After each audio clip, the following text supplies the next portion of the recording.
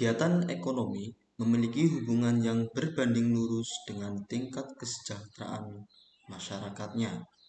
Apabila laju pertumbuhan ekonomi makin naik atau membaik, maka tingkat pendapatan masyarakat pun makin bertambah pula. Hal ini akan menjadikan setiap kebutuhan masyarakat makin mudah terpenuhi. Pertumbuhan kegiatan ekonomi juga akan menyebabkan terkabulnya atau terbukanya lowongan pekerjaan makin banyak, sehingga kehidupan manusia dapat lebih terjamin.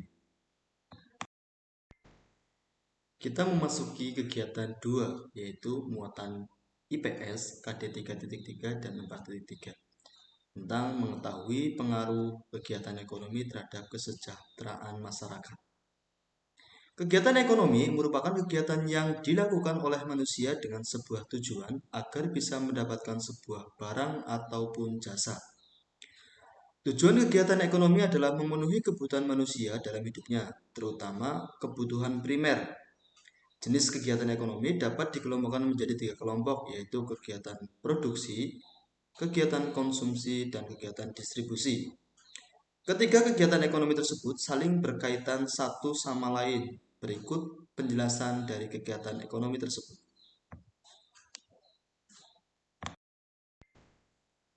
1. Kegiatan produksi. Kegiatan produksi adalah kegiatan yang menciptakan, mengolah, mengupayakan pelayanan, menghasilkan barang dan atau jasa serta usaha untuk meningkatkan suatu benda agar menjadi lebih berguna bagi kebutuhan manusia. Orang atau badan yang mengolah, menciptakan, dan menghasilkan barang atau jasa disebut sebagai produsen. Yang kedua, kegiatan konsumsi.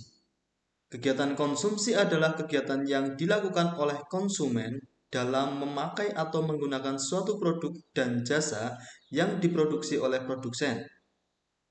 Tujuan konsumen dari kegiatan ini yaitu untuk memenuhi keperluan sehari-harinya atau kebutuhan hidupnya. Orang yang memakai atau menikmati barang dan jasa disebut konsumen. Dan yang ketiga adalah distribusi.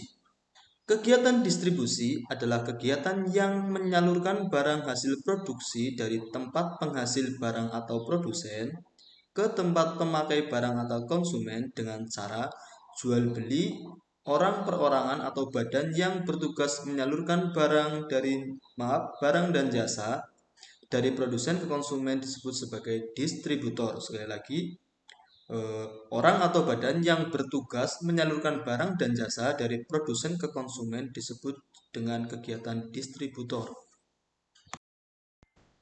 Selanjutnya yaitu kegiatan 3 tentang mengenal cara mempertahankan keberagaman budaya bangsa.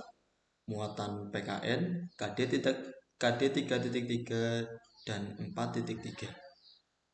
Tujuannya, siswa dapat mengenal cara mempertahankan keberagaman budaya bangsa. Keberagaman jenis usaha ekonomi yang sudah dijelaskan di atas tadi menimbulkan beberapa keragaman sosial dalam masyarakat. Keberagaman adalah suatu kondisi pada kehidupan masyarakat. Perbedaan itu ada pada suku bangsa, ras, agama, budaya, dan gender.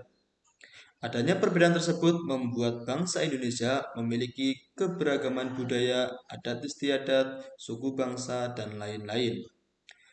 Keberagaman tersebut mendorong setiap individu yang berasal dari setiap daerah memiliki tingkah laku atau aktivitas yang berbeda-beda. Keberagaman yang ada di Indonesia adalah kekayaan dan keindahan bangsa. Pemerintah harus bisa mendorong keberagaman tersebut menjadi suatu kekuatan untuk bisa mewujudkan persatuan dan kesatuan nasional. Kehidupan sosial dan keberagaman kebudayaan yang dimiliki bangsa Indonesia menjadi kekayaan bangsa Indonesia. Tentu wajib bagi kita sebagai seorang pelajar berperilaku dan bersemangat kebangsaan dalam mempertahankan keberagaman budaya bangsa dapat dilaksanakan dengan cara sebagai berikut.